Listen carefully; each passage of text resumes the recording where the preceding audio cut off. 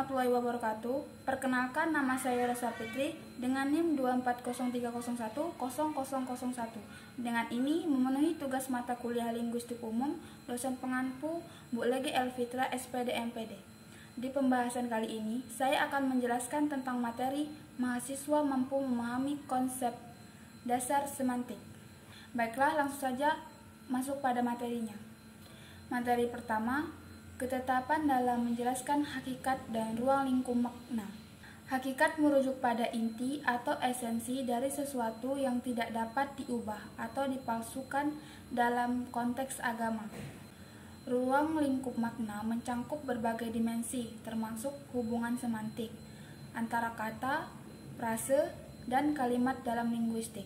Makna dapat dibedakan menjadi beberapa jenis, yaitu seperti makna kognitif dan emosional, serta mencangkup perubahan makna seiring berjalannya waktu. Dalam kajian lebih mendalam, makna dianggap sebagai fenomena multidimensional yang melibatkan berbagai aspek, termasuk 1. Signifikasi linguistik, hubungan antara kata dan objek atau ide yang diwakilinya. Kedua, pengalaman subjektif, persepsi individu yang mempengaruhi cara mereka memahami makna. Yang ketiga, konstruksi sosial, bagaimana konteks budaya dan sosial membentuk pemahaman makna. Ruang lingkup makna mencangkup berbagai dimensi dan konteks di mana makna tersebut beroperasi. Ini termasuk 1. Aspek linguistik, mencangkup penggunaan kata dalam kalimat dan bagaimana konteks memengaruhi interpretasi makna. Yang kedua, aspek psikologis, menyentuh bagaimana individu menginternalisasi dan memahami makna berdasarkan pengalaman pribadi. Yang ketiga, aspek budaya, menyoroti bagaimana norma dan nilai dalam masyarakat memengaruhi cara orang memahami dan menggunakan bahasa. Materi yang kedua yaitu ketetapan dalam menjelaskan jenis makna.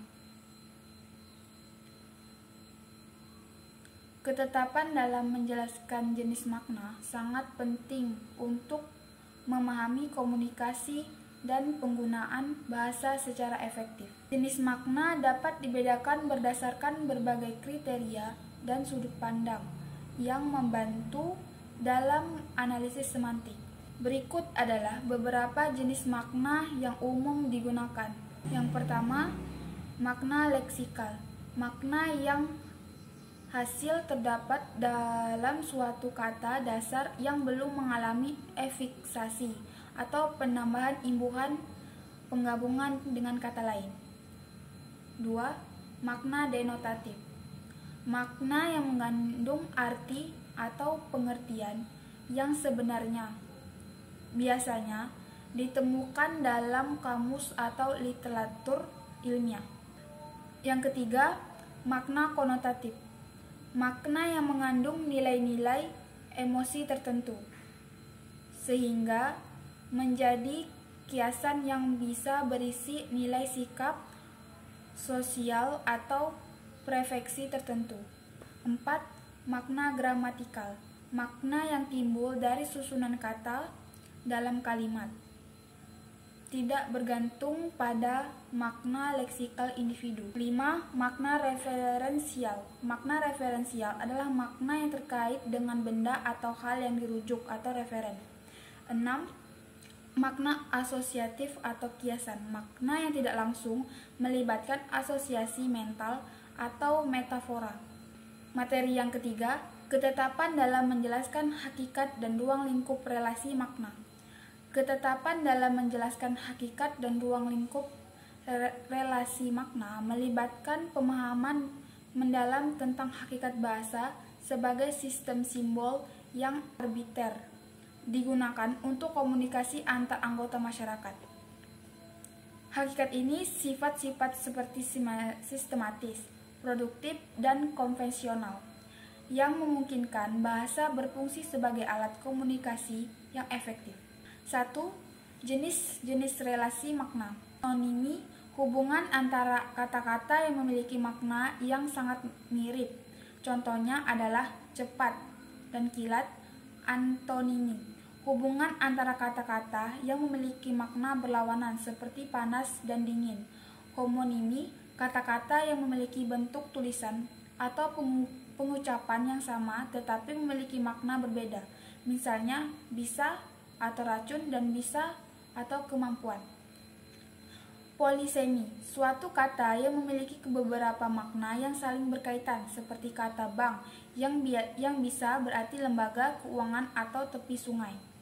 Hoponimi, hubungan di mana satu kata merupakan subkategori dari kata lain, seperti anjing sebagai hoponim dari hewan. 2. Konteks penggunaan.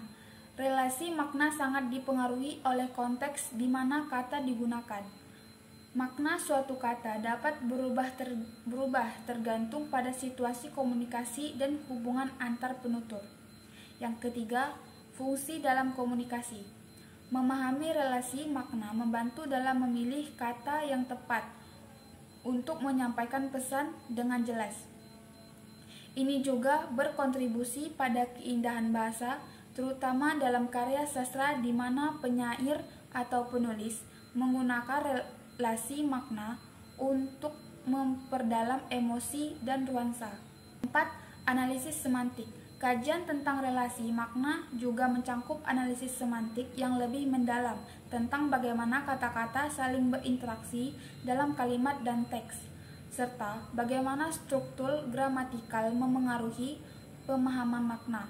Materi yang keempat, ketetapan dalam menjelaskan perubahan makna. Ketetapan dalam menjelaskan perubahan makna melibatkan pemahaman tentang faktor-faktor penyebab dan jenis perubahan yang terjadi. Perubahan makna dapat disebabkan oleh perkembangan sosial, budaya, ilmu, pengetahuan, dan teknologi. Beberapa jenis perubahan makna yaitu sebagai berikut. 1. Generalisasi, meluasnya makna dari yang khusus menjadi lebih umum. Misalnya, kata saudara yang awalnya berarti seperut, kini menjadi sebuah orang yang dianggap dekat. 2. Spesialisasi, penyempitan makna dari yang umum menjadi lebih khusus, seperti kitab yang kini merujuk pada buku agama. Yang ketiga, ameliorasi, pengubahan makna menjadi lebih positif, contohnya kata babu yang kini lebih halus menjadi pramuwisma. 4. Peyorasi, perubahan makna menjadi negatif seperti kata anjing yang awalnya netral kini digunakan sebagai umpatan. Materi yang kelima, ketetapan dalam menjelaskan medan makna dan komponen makna.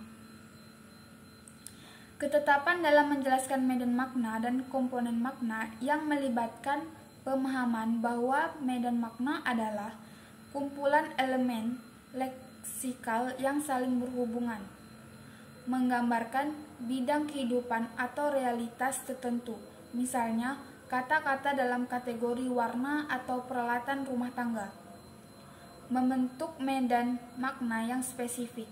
Ruang lingkup medan makna mencakup beberapa aspek penting.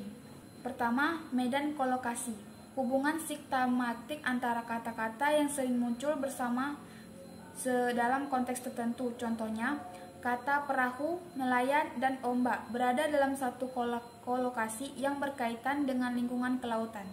2. Medan set, hubungan paradigmatik di mana kata-kata dalam satu kelompok dapat saling menggantikan. Misalnya, kata-kata seperti kucing, anjing, dan kelinci dapat dianggap sebagai bagian dari set hewan peliharaan. Baik, kesimpulan dari materi yang saya sampaikan, ketepatan dalam menjelaskan berbagai aspek makna-makna, hakikat, jenis relasi, perubahan, serta medan dan komponen makna merupakan kunci untuk memahami kompleksitas bahasa.